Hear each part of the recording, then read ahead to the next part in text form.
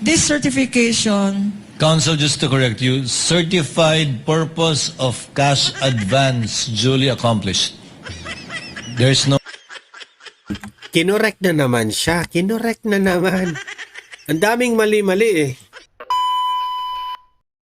Okay, magandang hapon po sa ating lahat. Heto po, isang oras po tayong manood dito pero parang hindi po na-establish nila na may kasalanan si VP Sara.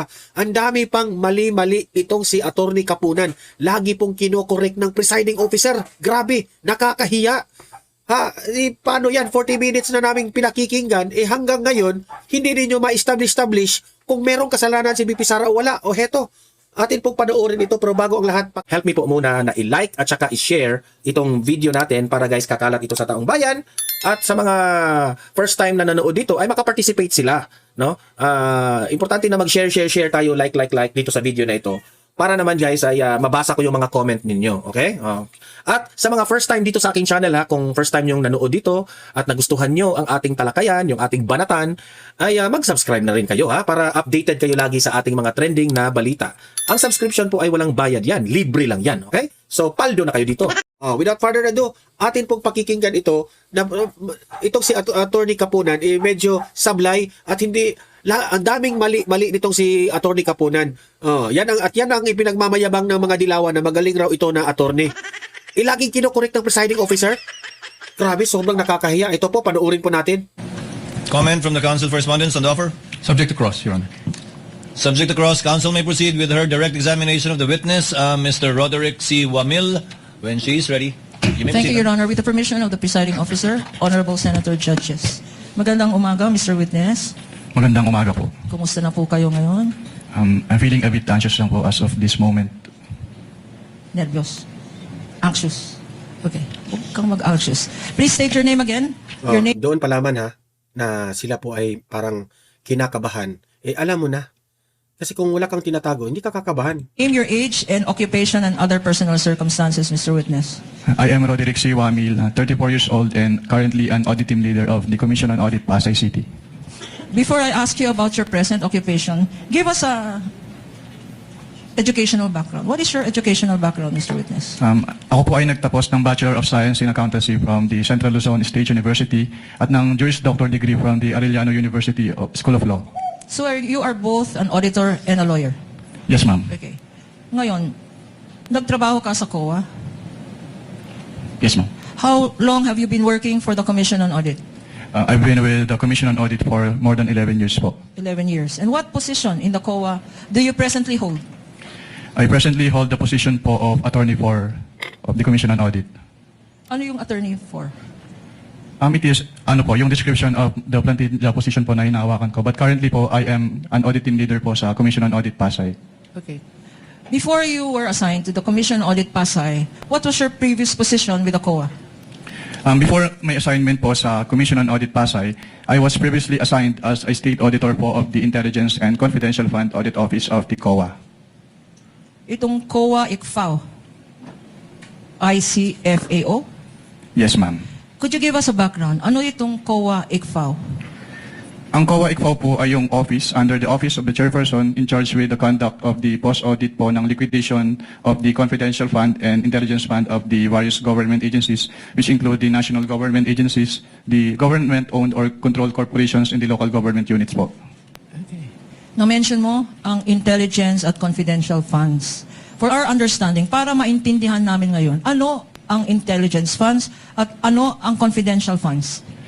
Ang intelligence funds po under the Joint Circular 2015-01 ay yung lump sum appropriation po na provided in the budget of the agency concerned with respect to their intelligence operations. While, ano naman ang confidential funds?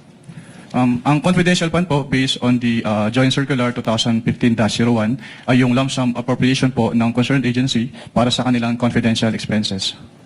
At you earlier said, sinabi mo kanina na ang office ng ICFAO ang nag-audit ng national government agencies. Anong ibig sabihin ng nagko-conduct ng audit? Anong klaseng audit ang ginagawa ng COA ICFAO? Ang audit po na ginagawa ng COA ICFAO ay compliance post-audit po.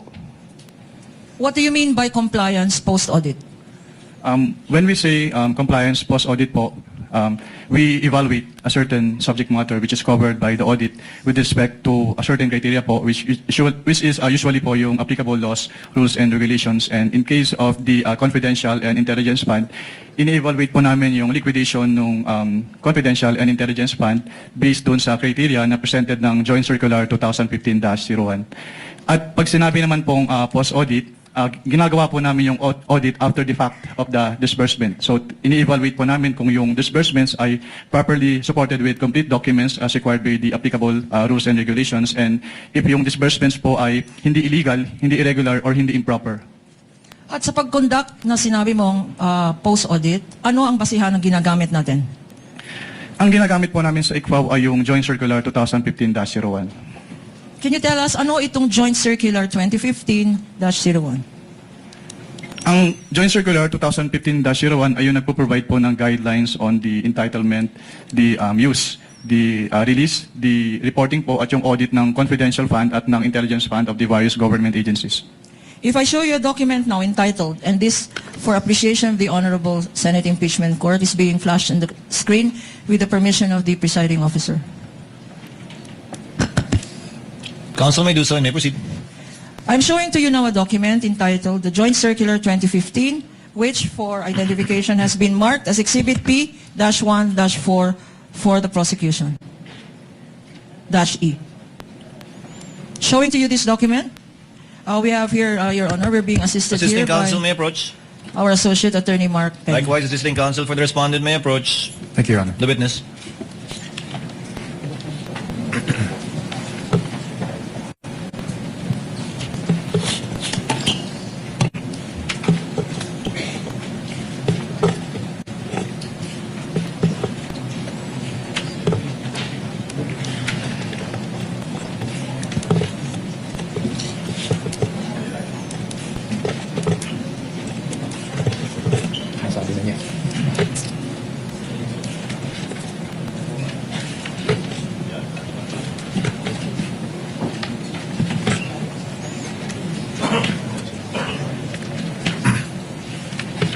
While we're waiting, counsel, Attorney Kapunan, would you like to identify this document as previously marked so that we can have it on the record and for the reference? Your Honor, please, Mr. Witness, what relation does this joint circular have to the joint circular that you mentioned na basihan ng inyong audit, post-audit?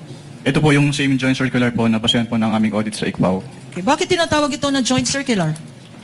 Tinatawag po itong joint circular dahil ito po ay resulta ng joint efforts ng Commission on Audit, ng Department of Interior and Local Government, ng Department of the Budget and Management, ng Department of the National Defense, at ng Governance Commission for GOCCs. So ito ay 5 government agencies, tama? And since when naging basihan ito ng mga post-audit ng national government agencies? Naging basehan po ito ng audit ng ICFAO sa confidential intelligence funds ng various government agencies noong January 8, 2015 rather, nung na-approve po ito. Mr. Witness, ikaw ay familiar sa joint circular na to? Yes, ma'am. Okay. If I show you Section 4.8, being flashed on the screen, Your Honors, with the permission of the presiding justice. Sa Section 4.8, na nakikita natin sa screen, ano-ano, what kind of confidential expenses can be incurred using confidential funds? Under item 4.8 po of the Joint Circular 2015-01, the confidential fund shall be used only for the following confidential expenses. Una po, yung purchase of information necessary for the formulation and implementation Ano pa? Dahan-dahan natin. Unang-una, 4.8. Anong una? Ang una po ay yung purchase of information necessary for the formulation and implementation of program, activities, and projects relevant to the national security and peace and order. Being flashed on the screen, Your Honor, is the pertinent provision cited. Pangalawa, ano pa ang examples ng confidential funds or kung ano ang pwedeng paggamitan ng confidential funds? Pangalawa po ay yung rental of transport vehicle related to confidential activities. Also being flashed on the screen for easy reference. Pangatlo, ano pa? Pangatlo po yung rentals and the incidental expenses related to the maintenance of safe houses. What else, Mr. Witness? Pang-apat po yung purchase or rental of supplies, materials, and equipment for confidential operations that cannot be done through regular procedures without compromising the information gathering activity concerned. What else, Mr. Witness? Ano pa?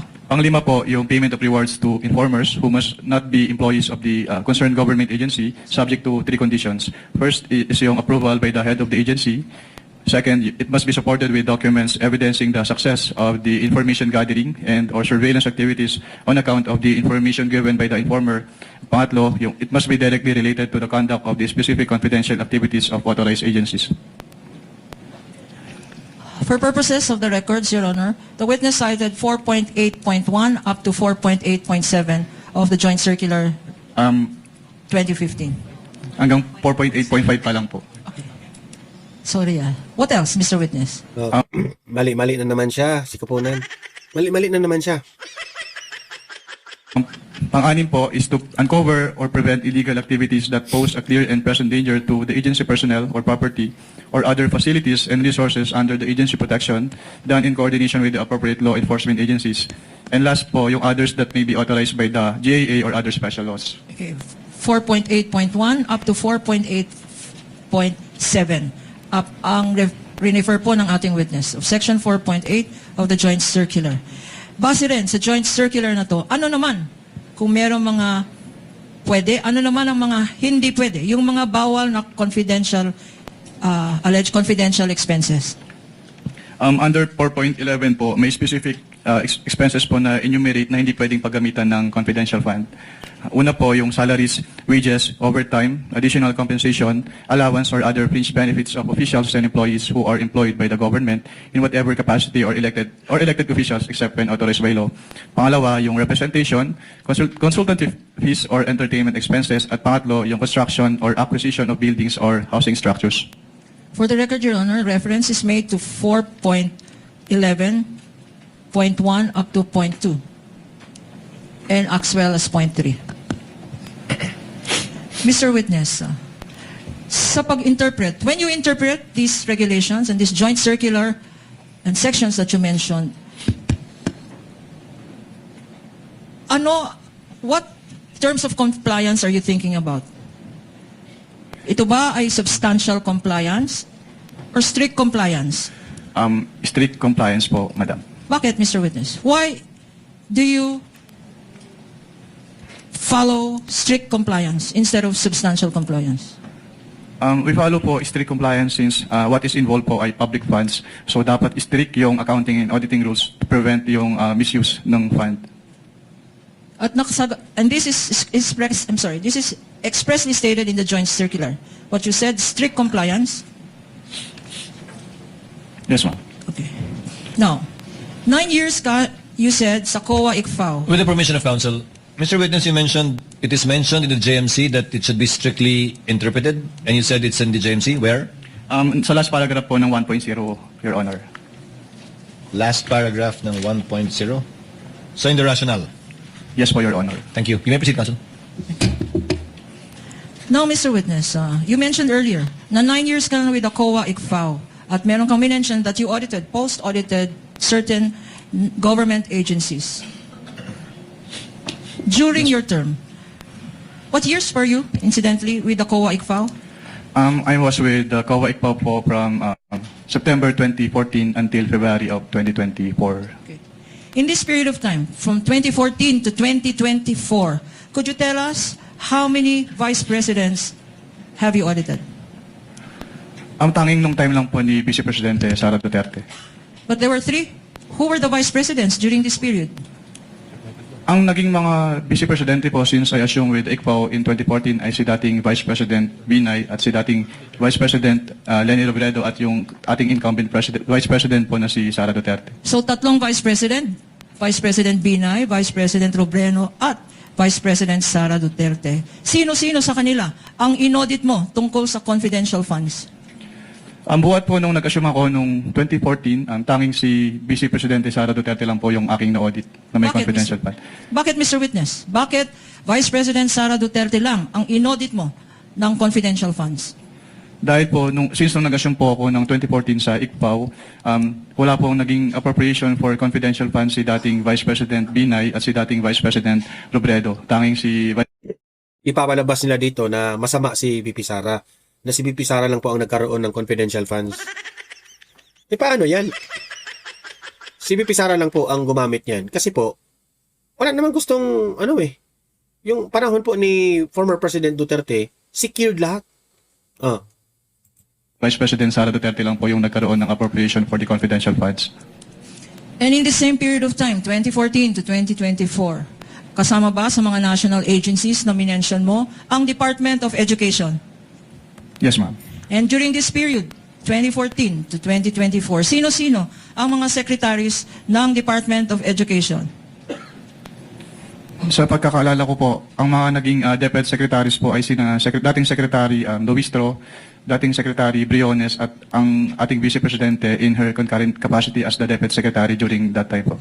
At sino sa tatlong ito? Sino-sino sa mga secretary ng DepEd ang inaudit mo for So confidential? napansin ko lang, no? Parang walang point po ang prosecutor. Walang point.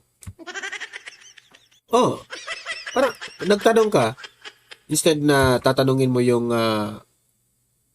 witness na meron pong anomalya, na ikaw yung witness kasi meron kang anomalya, wala. Nagtatanong lang sila na totoo yung confidential funds, pero hindi nila napatunayan o na-execute na may mali-mali po doon sa ginamit sa confidential funds. Wala. Malabnaw. Funds. Napansin nyo? Inantok nga ako eh. Naghihintay ako kung meron mang mali sa ginawa. Wala. Vice Presidente Sara Duterte lang po as the DepEd Secretary. Bakit, Mr. Witness? Dahil siya lang po yung naging DepEd Secretary na nagkaroon ng confidential funds ang DepEd. And could you tell us, how much was the confidential funds of the Vice President that you said you audited? May I clarify po kung anong office po yung tinutukoy niyo? Office of the Vice President. Sa Office of the Vice President po, ang kanilang naging confidential fund ay from the fourth quarter of 2022 until third quarter of 2023 ay 125 million pesos per quarter. So ang total po nun ay 500 million pesos. Magkano naman ang confidential funds na inaudit mo sa DepEd, Department of Education? Ang inaudit ko naman po sa Department of Education, since ang kanilang cash advances ay from the first quarter of 2023 until the third quarter of 2023, at meron silang 37.5 million pesos quarterly cash advances. So ang naging total po nun ay 112.5 million pesos. Thank you, Mr. Witness. Ngayon, you Paano said mali that you yun? conducted a post-audit of both offices. Pag nagko-conduct ng post-audit, ano ang rini-require na documents para sa confidential funds? Ang nire-require po namin na documents ay yung mga requirements as provided under the Joint Circular 2015-01 o yung mga tinatawag na liquidation documents po. Ano-ano ang mga liquidation documents na to? Based on the Joint Circular po, yung mga liquidation documents na yun ay yung kanilang liquidation reports, yung disbursement voucher na ginamit nila, yung land bank checks, yung obligation request, yung kanilang physical and financial plan, yung kanilang accomplishment reports po, and yung proof of submission noon to the Office of the President, the Senate President, and the Speaker of the House, yung certification of the accountable officers on the utilization of the confidential fund, yung designation po ng Special Disbursing Officer kapag hindi si Head of Agency yung magiging Disbursing Officer, yung fidelity bond ng accountable officers at yung kanilang specimen signatures po. Okay. Your Honor, please, these liquidation documents submitted by the Office of the Vice President and the DepEd are among the stipulated documents of the Council for the Respondent, Your Honor. But for easy reference, may we also ask permission to flash them on the screen for the better appreciation of the senator judges. And may I Counsel? ask, I'm sorry. Please proceed. And may I ask Attorney Peña to please show these documents to our witness for purposes of comparison. Assisting counsel may approach the witness. Likewise, the respondent. assisting counsel for the respondent. Thank you. If they so wish, this is for the information of the senator judges, given that the documents stipulated earlier were merely enumerated so that the senator judges may be appraised of the documents that have already been admitted to and stipulated to by both parties. Counsel may proceed.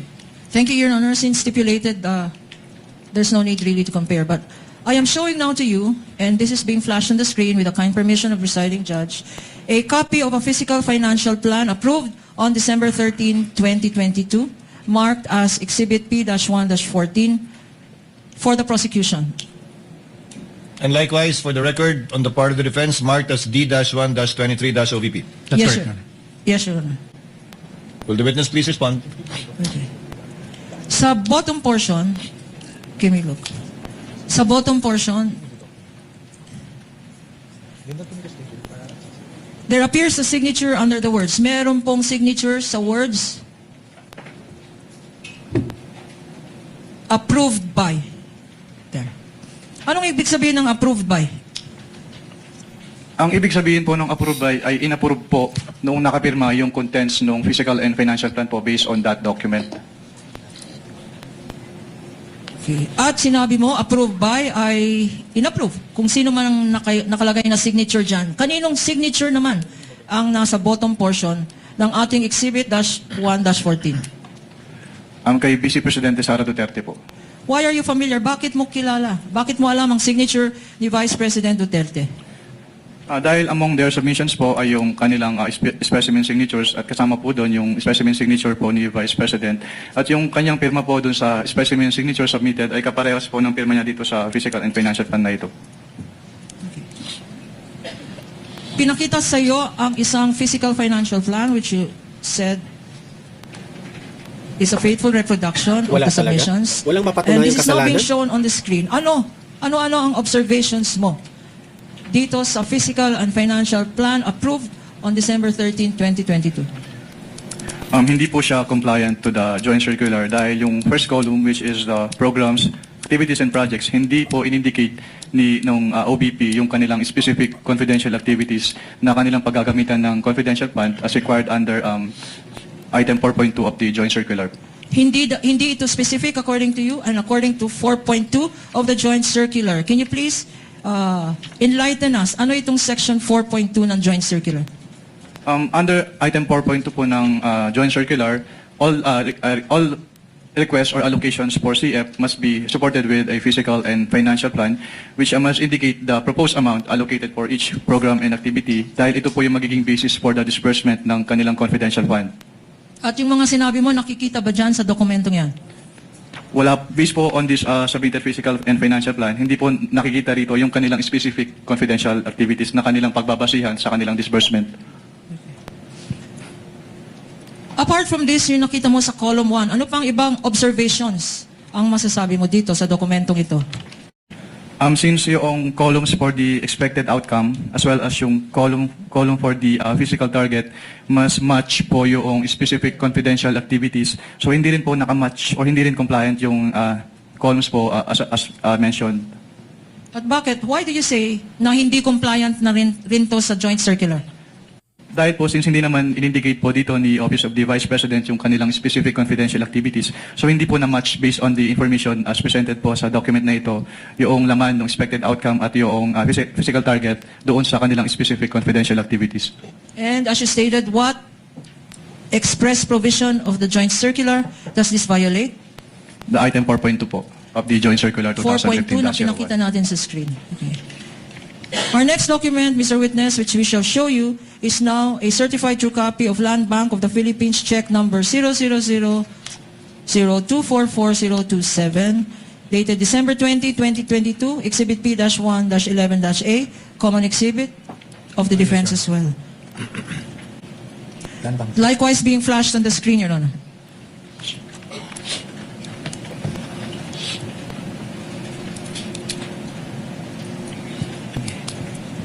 Mr. Witness, what is the significance?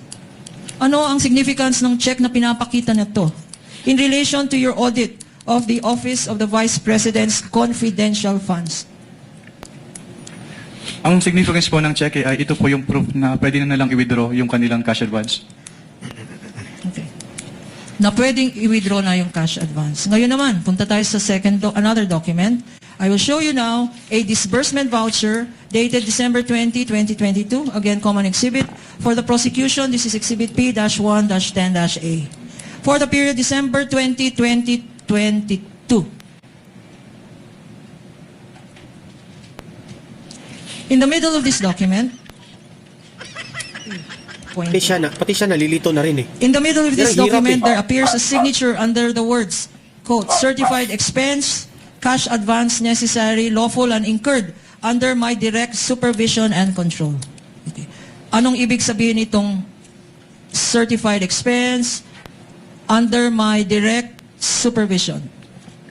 Your Honors, What is Kindly, the we would pleasure like of to object on counsel that for one. the respondent? Your Honors, that calls for a conclusion of law.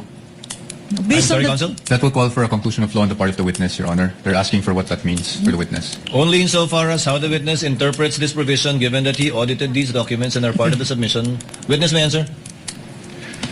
Based on this disbursement voucher po, sinertify po ni Vice President na yung kanilang cash advance ay kailangan na ayon sa batas at na-incorporate po under her direct supervision. and there is a signature here in this document. Whose signature is this, if you know? May I clarify po kung anong signature po yung tinutukoy? Ayong sa. Above the name, Sara Z. Duterte. That is the signature po of the Vice President Sara Duterte. What else, if any, observation can you make as regards this document? Under the particulars portion po, nakalagay na yung cash advance is for calendar year 2022, which is not compliant po with the joint circular. Since under the joint circular po, the disbursement voucher shall state the duration of the implementation of the project. Pero since this cash advance is for the fourth quarter 2022, so hindi po tama yung nakalagay dito na yung cash advance is for the calendar year 2022. At ano naman again? Ano ang violation nito sa joint circular? May I refer po to the joint circular, Your Honor, for the specific provision? Witness may refer to the joint circular previously marked.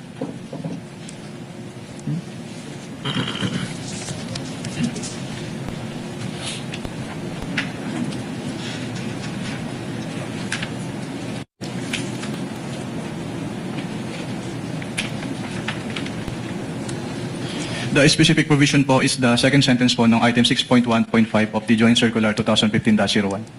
Being flashed on the screen, Your Honor, presiding officer, with your kind permission. You may do so, counsel. Can you read, for the record, 6.1.5? 6.1.5 of the joint circular, cash advances shall be limited to the requirements for 3 months. The disbursement voucher shall clearly state the duration of implementation of the projects. If the implementation of the project will extend to more than 3 months, additional amount may be granted only after the liquidation of the previous cash advance. If on the other hand, cash advances are drawn monthly, liquidation shall be done monthly. Cash advances shall be granted only upon the certification of the agency accountant stamped or printed on the disbursement voucher that previous cash advance for the same purpose, project, or activity given to the SDO requesting cash advance has been liquidated and proper accounting thereof was made in accordance with this joint circular. Okay. Ngayon naman, I will show you. Kasi liquidation ang pinag-uusapan. I will show you a liquidation report dated January 10, 2023. Again, common exhibit. This is prosecution's exhibit P-1-9-A. A liquidation report dated January 10, 2023. In the middle of this document, by the bottom, there appears a signature under the words, certified purpose of travel cash advance duly accomplished. Mr. Witness. And this certification, Counsel, just to correct you, certified purpose of cash advance duly accomplished. There's no Kinorek na naman siya. Kinorek na naman. Ang daming mali-mali eh. word travel. yes, Your Honor. Do you confirm, counsel? You may Yes, proceed. Your Honor. Certified purpose of travel cash advance Of cash advance. of cash advance duly accomplished. Yes. You may proceed, counsel. Thank you for the correction, Your Honor. What does this mean in terms of Yan ba ang pinagyayabang ninyo? Na ito, magaling itong si Kapunan? Laging kinokorek ng presiding officer? your audit? This means po na sinertify po ni Vice President na yung layunin ng cash advance ay kanilang na-accomplish. And you said the Vice President, whose signature is that? That is the signature po of the Vice President Sara Duterte. What is the significance of her signature to this document, if any? Ang significance po ng kanyang pirma dito ay kanya nga pong sinertify na yung purpose po ng kanilang cash advance from the confidential fund ay na-accomplish po ng agency. And So, ano, what are mali your doon? observations? Ano ang mga observations mo, if any, sa dokumentong ito? Actually, it is one of the proforma annexes po nung Joint Circular 2015-01. Siguro ang napansin ko lang dito ay yung period covered na December 21 to 31, 2022 since the cash advance was supposedly for the fourth quarter of the 2022 of the OBP. Pero other than that naman po, this document is compliant Wala naman po with talaga. the requirement Walang of the ma-establish Joint na Circular mali. 2015-01. Again, para maintindihan namin, sabi mo, ang na-observe mo, yung period. Yung Oh. Mr. Witness. Kahit gagastasin niya ng isang Anong oras. period walang cover problema. dito? Based on this liquidation report po, ang period covered ay December 21 to 31, 2022. What is the significance? Bakit mo napansin itong period na to? Napansin ko lang naman po yun kasi yung kanilang cash advance based on the physical and financial plan po supposedly is for the whole fourth quarter of 2022. Pero based on this document po, na-disburse lang siya from December 21 to 31, 2022 or Anong around mali? 11 days. Ang tanong, mali ba sa ating batas yan? Di ba?